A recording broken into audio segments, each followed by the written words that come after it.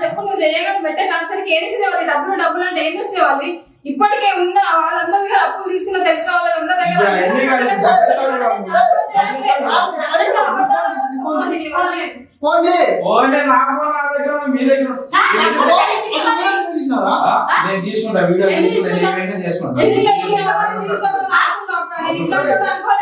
మంచోడేమో అనుకోని నిన్ను నమ్మి మోసపోయినా నేను ఫస్ట్ మీ ఇద్దరు ఇష్టపడ్డారు కదా సో వీడియో వీడియోస్ తీసుకున్నాం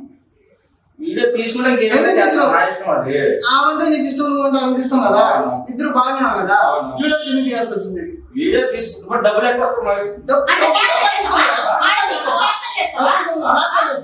మరి